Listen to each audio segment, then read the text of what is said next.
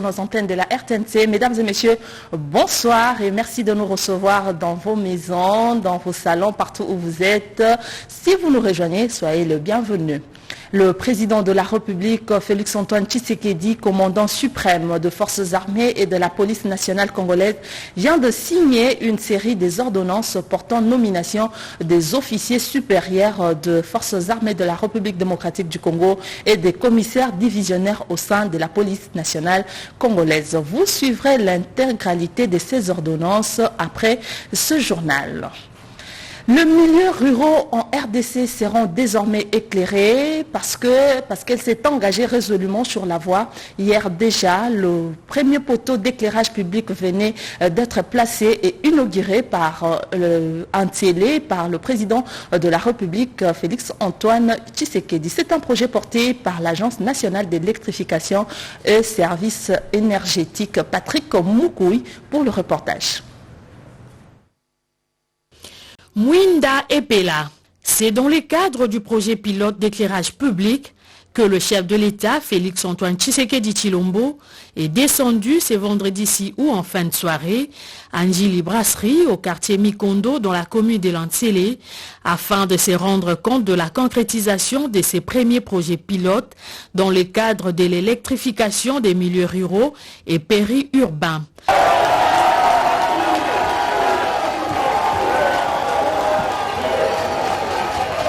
Et pour démontrer que des solutions rapides et efficaces existent, l'Agence nationale d'électrification et des services énergétiques en milieu ruraux, ANSER, en partenariat avec Solectra, a lancé ses projets d'éclairage public et d'appui aux ménages vulnérables. Quelques lampadaires électroniques ont été installés pour permettre à la population de ces coins de bénéficier de la lumière aux heures tardives. D'après le DG des ANSER, M. Idesbald Shinamula, il est possible de mener un projet et de le faire aboutir dans 45 jours. Pour y arriver, il a fallu au préalable définir le plan d'électrification et ensuite mettre en place un système rigoureux de gestion de ces fonds. À ce jour, nous sommes très avancés sur ces deux prérequis. Aussi, avons-nous lancé depuis mi-juillet dernier une phase pilote ici de 3000 ménages répartis sur 6 villages. Le projet est en cours en ce moment et les résultats seront disponibles à partir de la fin du mois d'août. Les résultats devaient nous permettre d'ajuster nos manuels de procédures avant de lancer les fonds mis à grande échelle en décembre de cette même année. Tout en remerciant le président de la République pour cette initiative louable, les gouverneurs de la ville-province de Kinshasa, Jean Tiningo Bilambaka, a indiqué que ces projets d'éclairage public fera fuir les inciviques de ces coins de la capitale, car ces derniers aiment opérer dans le noir. Cette cérémonie qui vient lancer le projet initié par vous-même, illustre de façon significative votre souci à améliorer les conditions de vie des Congolaises et des Congolais. Après Njili Brasserie pour la ville-province de Kinshasa, ces projets qui s'alignent sur la vision du chef de l'État qui consiste à faire passer le taux d'accès à l'électricité à 30% d'ici 2024 va s'exécuter dans les quartiers Mongata dans la commune de Maluku avant de s'étendre dans les différentes villes et territoires du pays.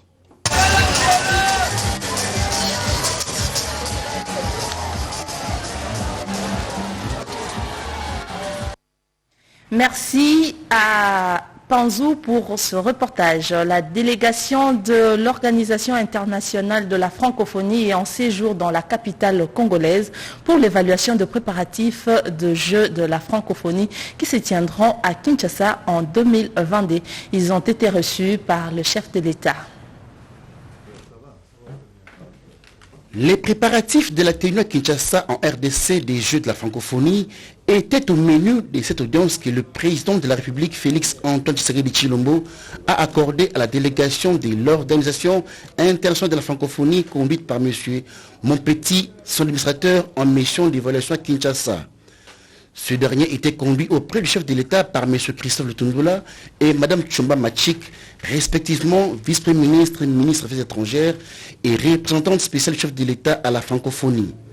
Un échange franc et productif qui a permis de faire le tour d'horizon des préparatifs liés aux Jeux de la francophonie. Nous avons pu avoir un échange franc et productif avec le président pour bien comprendre l'ampleur des travaux qui restent à faire, mais la détermination du gouvernement de la République de faire en sorte que les Jeux soient réalisés selon le cahier des charges qui a été convenu. Pour l'administrateur de l'OIF, le calendrier des Jeux a été brouillé notamment par la Covid-19, ce qui a permis de passer en revue avec le chef de l'État l'ensemble des questions qui devront désormais trouver des solutions pour rattraper le retard. Puisque le calendrier des Jeux a été bouleversé suite à la sélection et au fait que Kinshasa s'est porté volontaire pour rattraper les Jeux, suite à la décision du gouvernement du Nouveau-Brunswick de se retirer. Calendrier bouleversé par la Covid également. Et donc ça nous a permis de passer en revue tout ce qui devait être fait pour encore une fois rattraper un peu le temps que tout le monde a perdu avec la Covid malheureusement. Et maintenant il faut traduire cette volonté à tous les niveaux techniques, parce que quand même monter des jeux de cette envergure, des jeux internationaux qui nécessitent d'organisation et de travaux à tous les plans au niveau culturel, parce que c'est aussi une manifestation culturelle. Les jeux, il ne faut pas l'oublier, c'est pas juste des jeux sportifs. L'ambassadeur Désiré Nyarouyira Dzanoka Bambaka Songo et Mme Bestine Kazadi, respectivement conseillère de la secrétaire générale de la francophonie, directeur des Jeux et conseillère spécial chef de l'État en charge de la coopération régionale, ont assisté à cette audience. Bien avant de lancer les travaux d'éclairage à Ndjili, le président de la République avait présidé le 14e Conseil des ministres. Parmi les points abordés, la stabilité du cadre macroéconomique en République démocratique du Congo avec l'appréciation du franc congolais face au dollar américain. Le compte-rendu de ces conseils avec le ministre de la Communication et des Médias, Patrick Mouyaya. On l'écoute. De la communication du président de la République, chef de l'État. La communication du président de la République a porté sur 5 points, à savoir 1. De la nécessité de faire du franc congolais une monnaie forte et stable. Le président de la République a appelé à une réflexion profonde pour faire de la monnaie nationale une monnaie forte, stable et compétitive, dans l'objectif d'agir pour l'amélioration des recettes collectées par les régies financières. Il a encouragé le gouvernement à concrétiser son engagement de mettre en œuvre de politiques macroéconomiques crédibles et d'accélérer les réformes structurelles devant, à terme, concourir au renforcement de la stabilité interne et externe de la monnaie nationale en vue d'améliorer significativement le pouvoir d'achat du citoyen congolais. Le renforcement de cette stabilité pourrait aussi trouver écho dans l'accélération du processus de dédollarisation par l'application stricte d'une série de mesures visant à utiliser le franc congolais comme unité de compte pour toutes les transactions sur le territoire national.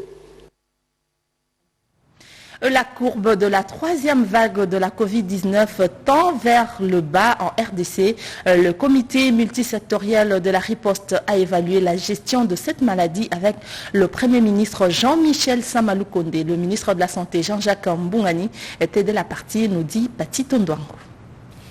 Quelques provinces, dont la ville de Kinshasa, en instance d'allègement des mesures barrières contre la 3e vague de Covid-19 et à l'hôtel du gouvernement afin de prendre des mesures appropriées.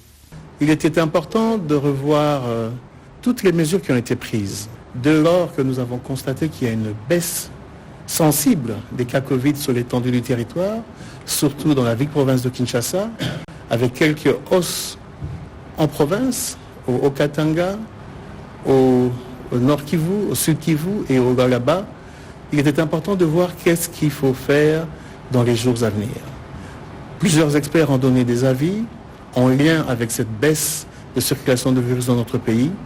Nous avons remis ce rapport au chef du gouvernement qui va échanger avec le chef de l'État afin que des mesures idoines soient prises. Selon le ministre de la Santé, Jean-Jacques Mbugani, la République démocratique du Congo évolue bien dans la surveillance efficace de la pandémie du Covid-19, mais le respect des gestes et barrières doit être observé par tout le monde pour faire face à cette maladie, car le chef de l'exécutif national tient beaucoup plus au bien-être social du Congolais dans l'ensemble. Il est accusé pour meurtre, torture et autres infractions. Le général d'armée John Numbi, son dossier est en audience à la Cour constitutionnelle. En dehors de lui figure également le dossier de Yves Mwamba, président de l'Assemblée provinciale du Kasaï oriental. Le détail avec Jean-Pierre Ndolo-Demazo. La Cour constitutionnelle siégeant en matière de contrôle de constitutionnalité, d'interprétation et de rectification d'erreurs matérielles a statué vendredi 6 août 2021 sur 10 affaires en cours normale et 10 autres en filtrage. Parmi les dossiers traités en cours normale figure celui de Yves Mwamba Kadima, président de l'Assemblée provinciale du Kasaï oriental, en inconstitutionnalité de la résolution portant sur sa déchéance votée par l'Assemblée provinciale en date du 29 juin 2021. Après traitement du dossier, la Haute Cour s'est déclarée compétente pour statuer uniquement sur l'article 19, alinéas 3 et 4, évoqué par le requérant du fait que l'acte posé par l'Assemblée provinciale relève de sa compétence. Pour ce faire, la Cour constitutionnelle dit recevables les moyens de la défense, mais non fondés, s'agissant de l'exception d'inconstitutionnalité de l'article 124 du Code judiciaire militaire, soulevé par Numbi Banza Tambo John, général d'armée, dans la procédure pendante devant la Haute Cour. La Cour constitutionnelle, après avoir analysé le dossier et entendu le procureur sur ce dossier, se déclare compétente pour connaître l'examen d'inconstitutionnalité, dit l'exception soulevée recevable mais non fondée, signalant que le dossier Numbi Banza Tambo a été traité en cours de filtrage. Pour assurer un bon fonctionnement et un bon enseignement, il faut de bonnes conditions. Voilà pourquoi Monseigneur José Moko, évêque d'Idiofa, a posé dernièrement la première pierre de construction d'une école moderne à Moussanga, dans la province de Kwilu. Reportage. Après les phases de la promulgation de la loi sur la sous-traitance dans les secteurs privés, suivie de sa vulgarisation, on a atteint dans ces domaines la mise en place des officiers de police judiciaire qui sont investis de la mission d'identifier et de sanctionner les infractions en cette matière. Cette réalisation est tout à l'honneur de la collaboration entre l'autorité de régulation de la sous-traitance dans les secteurs privés ARSP et le ministère de la Justice, dont les résultats sur terrain seront jugés au regard du respect que les contrôleurs feront de leur serment. À l'occasion de cette cérémonie de prestation de serment de l'ARSP, son directeur général Ahmed Kalenj Kand a tenu à appeler la population congolaise et les partenaires à s'approprier cette loi parce que de son application va découler l'émergence d'une classe moyenne. Au moment où on propose que les avocats se comportent en professionnels et en respectant la loi, de telle sorte que les résultats escomptés soient que le plus d'entreprises de sous-traitance qui seront recrutées soient conformes à la loi. Pour sa part, le procureur du tribunal des grandes instances de la République, Edmond Ifasso, a encouragé les assermentés à travailler avec loyauté, intégrité et dévouement, faute de quoi ils doivent s'attendre à des sanctions sévères. Voilà, vous venez là de suivre un reportage de Nadine Futuka. Revenons à présent sur le reportage de la pose de la première pierre de construction d'une école moderne à Idiofa. Première pierre posée par Monseigneur José Moko, évêque d'Idiofa dans la province de Kwilu. Monseigneur José Moko Ekanga, évêque d'Idiofa et vice-président de la SENCO, a procédé à la pose de la première pierre du complexe scolaire Nazareth mardi 3 août au chef-lieu du secteur Moussanga, situé à 2 km de l'évêché. En cette période difficile de la pandémie de la Covid-19, les nations, même les associations, les personnes se recroquevillent un peu, se replient sur elles-mêmes. Chacun cherche à sauver sa peau, à protéger ses frontières. Voilà qu'elles sortent de chez elles pour venir vers les autres et poser cette première pierre.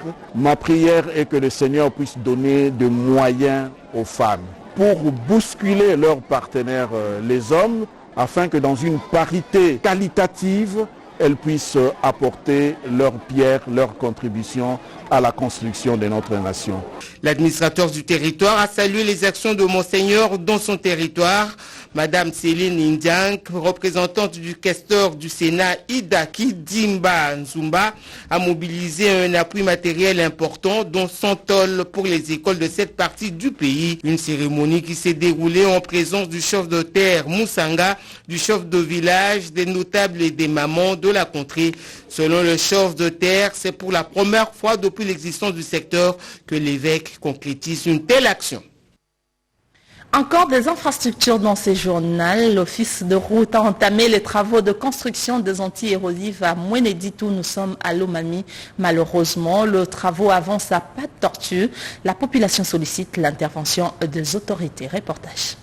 L'office de route, maître d'ouvrage qui exécute ces travaux lourds. Suivez le directeur provincial de l'office de route province de Lomami, Benjamin Djima, qui explique l'évolution difficile de ces travaux. La direction générale a mis à notre disposition des matériels loués auprès des BAB pour nous permettre de faire les travaux que nous sommes en train de faire ici. Alors, nous attendons du gouvernement central des fonds pour que nous puissions continuer ces travaux. Nous craignons la pluie. Il nous reste 2 semaines. Or, nous construisons sur les sillons et s'il pleut, ça va perturber énormément les travaux qu'on est en train de faire actuellement. Que tout le monde mette la main dans la pâte pour que nous puissions terminer ces travaux. La profondeur, c'est au-delà de 10 mètres et la longueur, c'est 300 mètres. Et il y a plusieurs têtes d'érosion. C'est-à-dire, il y a une tête d'érosion qui se dirige droit vers la route nationale numéro 1 et en progressant, il y a plusieurs têtes d'érosion qui viennent dans des avenues. Donc la largeur, on peut aller à 30 ou 40 mètres. À son tour, le député provincial de Lomami, élu de la ville ferroviaire de Mouénédite, Jean-Claude Lubamba, qui a visité ces travaux, s'exprime. Et d'ici là, la pluie rentre. S'ils n'ont pas tous les moyens qu'il faut, les travaux qu'on effectue, nous risquons d'abord de perdre les paix d'argent qu'on a investi. Que s'il s'agit du fourneur qui doit décaisser l'argent, et même la direction générale de l'office des routes, pour faire diligence afin que les fonds soient décaissés. Signalons que ces travaux ont rencontré l'assentiment des habitants de Mouénédite. Plus de travail pour relever le niveau des apprenants, c'est la conclusion de la réunion de travail qu'a eu la ministre de la formation professionnelle avec les acteurs clés du secteur de la formation et de l'apprentissage de la province du Sud, Kivu. Antoinette Kipoulou était dans cette partie du pays dans le cadre d'une mission de travail. Les épreuves hors session de l'examen national de fin d'études des formations professionnelles lancé, la ministre de la formation professionnelle a réuni les acteurs clés de son secteur dans le Sud Kivu. Proved, sous-Proved, inspecteur principal provincial et autres ont suivi avec intérêt l'interpellation de la patronne de la formation professionnelle sur le fait que le travail doit se faire en synergie tout en prêtant une oreille attentive aux conditions sociales du personnel de son secteur dans le Sud Kivu. Là-dessus, Antoinette Kipoulou Kabenga s'est montré rassurant. Un audit sera diligenté pour nettoyer les listings de paye. Avec la délégation du cadre d'échange et des concertations des acteurs du système de la formation professionnelle et des réinsertions du Sud Kivu, la ministre de la formation professionnelle et métiers s'est focalisée plus sur la question de la qualification et certification des apprenants congolais, prérogative qui revient désormais au seul ministère de la formation professionnelle. Avant de quitter Bukavu dans le Sud Kivu, Antoinette Kipoulou a procédé à la remise d'un lot important de produits pharmaceutiques et kits sanitaires contre la Covid-19, une manière de répondre positivement au cri d'alarme de l'exécutif provincial sur la prise en charge des patients Covid-19 dans le Sud Kivu. Tout à fait autre chose à présent, les inondations perturbent la vie de la population dans le pays de bassin du Congo. Elles détruisent la culture maraîchère et provoquent même les déplacements des habitants d'un pays à un autre. Pour ces, une formation est organisée à l'université de Kinshasa pour réguler ces catastrophes naturelles avec une observation spatiale. Christine Lenzo nous explique dans ce reportage.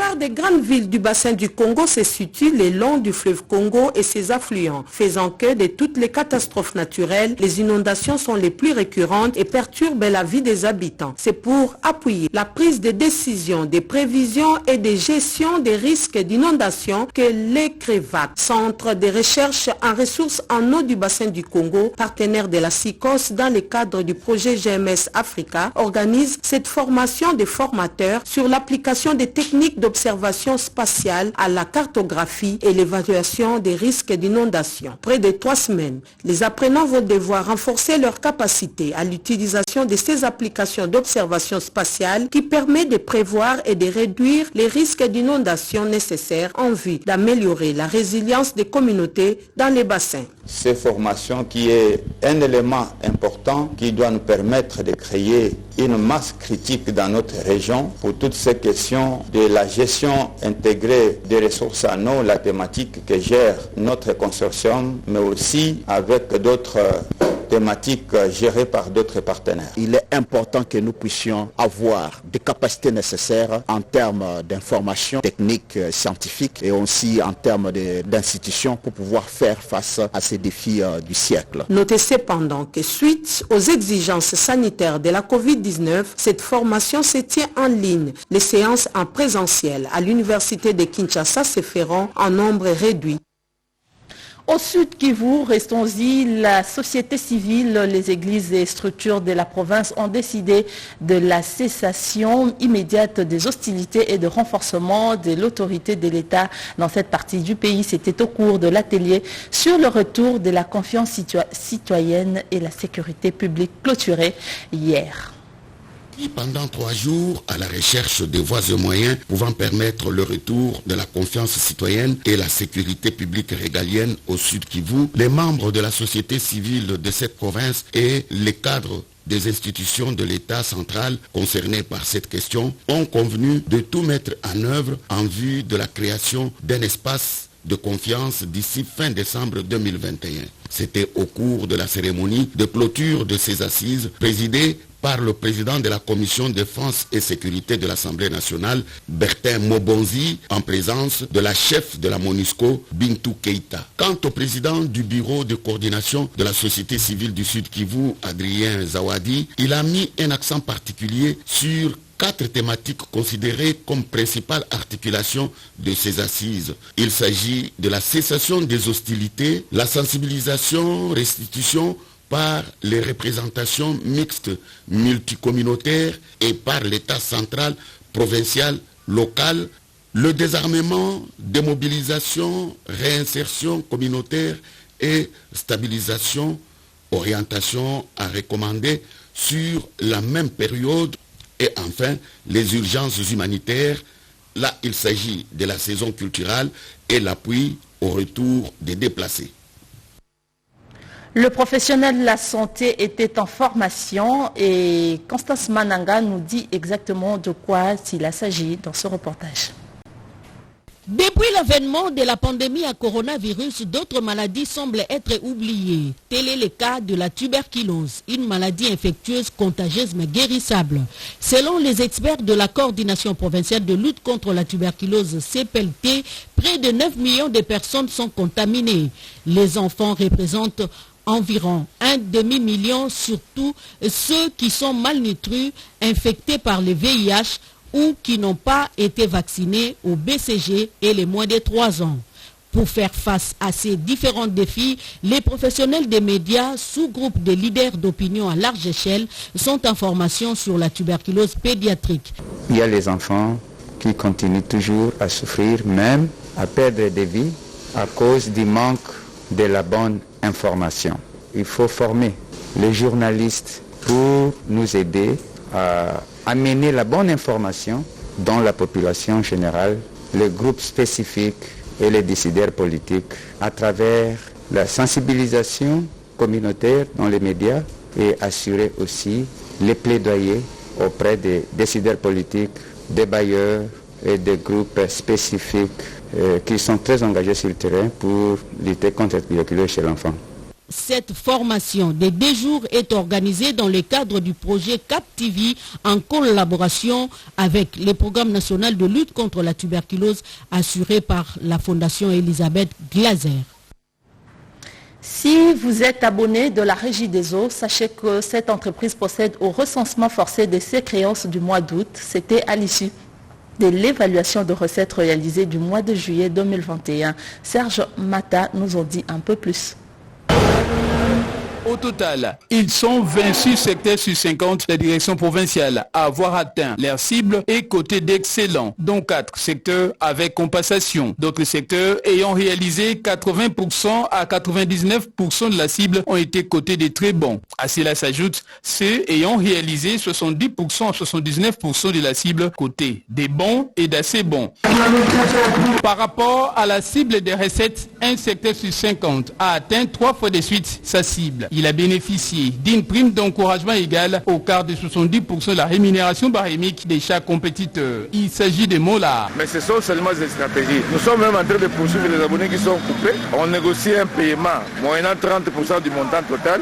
Quand ils payent, on donne de l'eau. 12 autres secteurs sur 50 ont atteint leur cible. Ils ont bénéficié d'une prime d'encouragement égale au quart de 30% de la rémunération barémique de chaque compétiteur. C'est là par rapport à la cible des ventes domestiques en quantité. Mais le mouvement forcé continue parce que nous devons résoudre beaucoup de problèmes que nous avons et ces problèmes demandent de l'argent. Nous continuons, de raison pour laquelle nous venons de lancer les recouvrements forcés ces jours pour le mois d'août. La campagne de recouvrement forcé a été lancée le 16 mars 2021 afin de garantir l'exploitation d'eau. En nouvelle, le gouverneur de la ville-province Kinshasa, Jean-Tiningo Bilambaka, vient de procéder au réaménagement de son équipe gouvernementale. Il y a eu essentiellement de permutations à l'interne et les nouveaux promus ont commencé déjà à prendre leur bâton de commandement. Nous y reviendrons avec les images dans nos prochaines éditions du journal. En politique, le Rassemblement pour une nouvelle société ne cesse de militer pour de valeurs démocratiques. Au cours des échanges avec les professionnels de médias, son secrétaire général, Blaise Chamala, a abordé quelques points sur la question politique de leur redépendant pour le reportage. C'est une matinée politique essentiellement basée sur les valeurs démocratiques à préserver par tous les Congolais. Dans une déclaration faite à la presse cet après-midi de samedi 7 août, le secrétaire général du Rassemblement pour une nouvelle société, la RNS, confirme que l'explosion des mouvements citoyens que vit la RDC actuellement est une œuvre du Rassemblement pour la nouvelle société qui ne jure que sur la responsabilité de la jeunesse vis-à-vis de l'action politique et sociale des gouvernants. D'autant plus que déjà une dizaine d'années passées, la RNS s'est engagée prioritairement sur la formation de la population, mieux de la jeunesse. Et au cours de cette rencontre sociopolitique avec la presse, le secrétaire général Blaise Chamala du Rassemblement pour une nouvelle société a voulu éclairer l'opinion tant nationale qu'internationale sur la position de sa formation politique en rapport avec les questions politiques de l'heure, notamment la gestion de la CENI, tout en rappelant de ne jamais ignorer les expériences du passé. Pour le secrétaire général Chamala, le climat politique actuel caractérisé par des agitations et l'expression de la santé de notre démocratie, mais cela ne peut freiner en aucun cas les avancées significatives déjà acquises. Les valeurs démocratiques doivent être préservées, a-t-il souligné. Ne zappez pas, juste après ce journal, vous suivrez l'intégralité des ordonnances signées par le président de la République, commandant suprême de forces armées et de la police nationale congolaise, portant nomination des officiers supérieurs de forces armées de la République démocratique du Congo et des commissaires divisionnaires au sein de la police nationale congolaise. Vous avez donc compris que c'est la fin de ce journal. Mesdames et messieurs, nous vous disons merci de nous avoir suivis à travers le monde. Dans 30 minutes, Sandra Nyangui va